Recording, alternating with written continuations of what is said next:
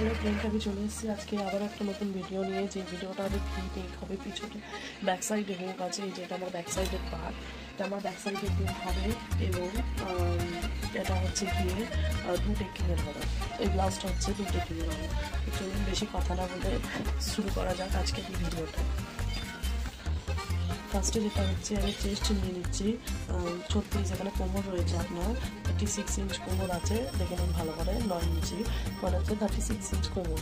আচ্ছা, এখানে হচ্ছে চেস্ট হচ্ছে টোটাল আমি চেস্টে নিয়েছি 40, যেহেতু এটা 4 পাটের কাপড় আছে, 4 10 40 এবং এখানে একটা ফিটিং দিয়ে দেবেন যতই হোক 39 ইঞ্চ, যেহেতু এটা আমার আছে 9 ইঞ্চ, এর ঠিক মধ্যিখানে মানে 4.5 ইঞ্চি এবং এই টেকিংটা তুলবেন ঠিক 5 ইঞ্চি। এই 5 ইঞ্চির মধ্যে এই টেকিংটা তুলতে হবে এবং এখানে আমি ব্লাউজটা ঝুল নিলাম, আমার ঝুল আছে 16.5 রয়েছে। এবার আমার সেলাই টেলাই বাদ গিয়ে টোটাল 15.5 ইঞ্চি আমার ঝুল দাঁড়াবে। তা বেশি কথা না বলে শুরু করা যাক। এর জন্য আমি এক্সট্রা ফেব্রিকটাও কেটে নিয়েছি। প্রথমে আমাকে আগে লাইনিংটা জয়েন্ট করে নিতে হবে। লাইনিংটা জয়েন্ট করার জন্য এটা যেহেতু সামনের পার্ট, তাই জন্য আমি দেখে নিচ্ছি লাইনিংটা জয়েন্ট করে নেবো।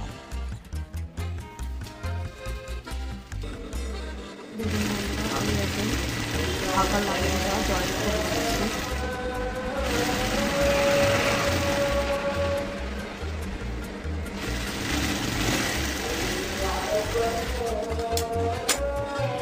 আমি কিন্তু হাতের লাইনিংটা জয়েন্ট করে নেব।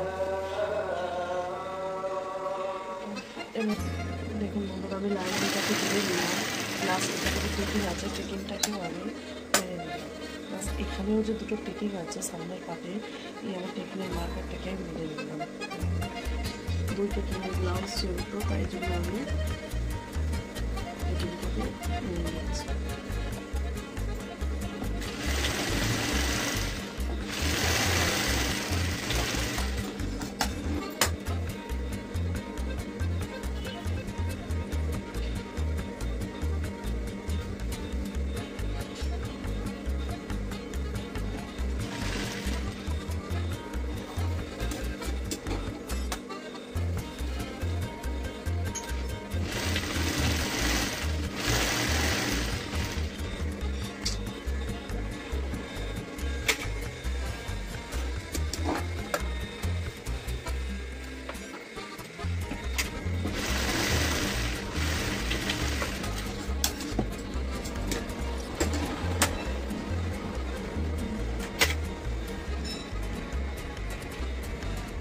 দেখুন আমার টেকিংটা দেওয়া অলরেডি হয়ে গেল। এবার আমি লাইনিংটা ছেটে নেবো। আমি কিন্তু এক্সট্রা লাইনিংটা ছাটিয়ে আপনাদের কিন্তু দেখতে পারি।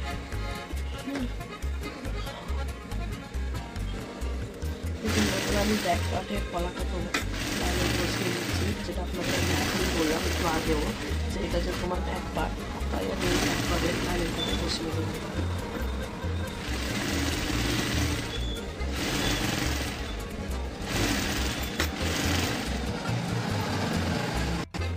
দেখুন বন্ধুরা, আমার তো লাইনিংটা জয়েন্ট করা অলরেডি কমপ্লিট।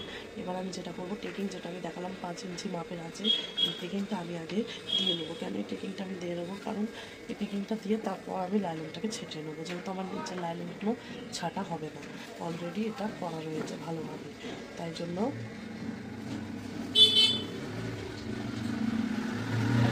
এবার আমি টেকিংটা দিয়ে নেবো।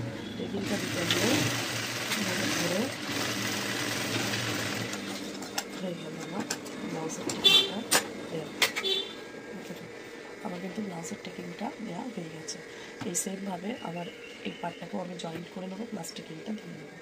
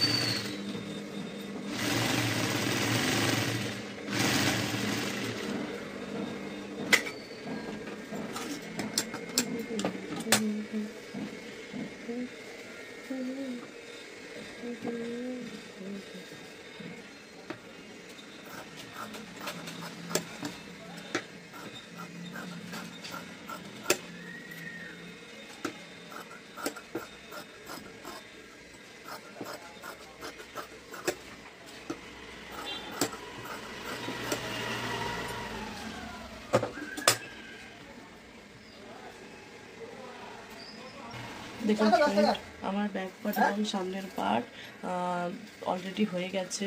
আমি এবারে এই যে আমার এটা আছে পাড়াপট্টি এবং চাপাপট্টি, আমি দুটো কাপড় কেটে নিয়েছি, যেটা ব্লাউজের লাগে হুক, মানে সামনে হুক বা পিছনে হুক যেখানে দেবেন লাগবে।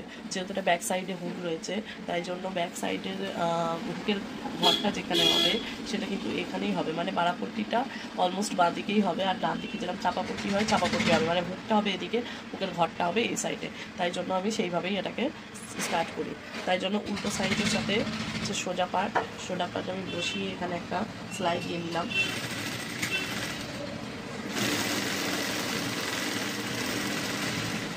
সেলাই দিয়ে নিলাম, নেওয়ার পরে এখানে আমি ধরে একটা চাপ সেলাই দিলাম। চাপ সেলাইটা আমার যেহেতু দেওয়া হয়ে গেছে, এবার আমি এরকম একটা সরু ভাঁজ দিয়ে তারপর আবার একটা নর্মাল ভাঁজ দিয়ে এটাকে উপর দিয়ে একদম ধরে লগে ধরে সেলাই দিয়ে দেবো। আর খেয়াল রাখতে হবে পট্টিটা যেন সমান হয়।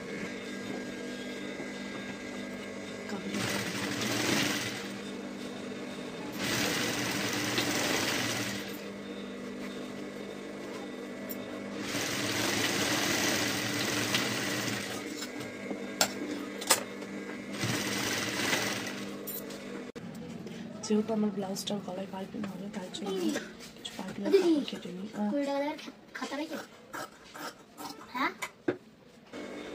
সেভাবে পাইপিংটা প্রত্যেকটাতেই পাইপিং হবে।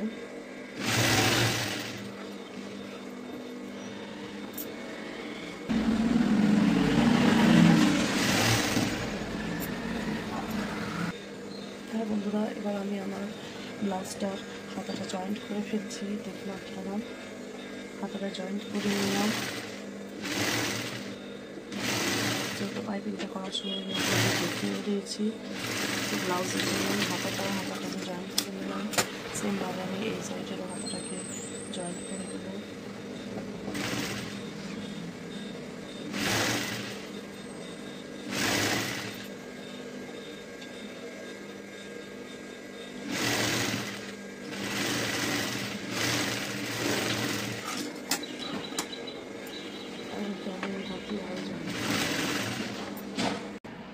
দেখুন আমি অলরেডি মার্জিন এটা করে নিয়ে এসেছি।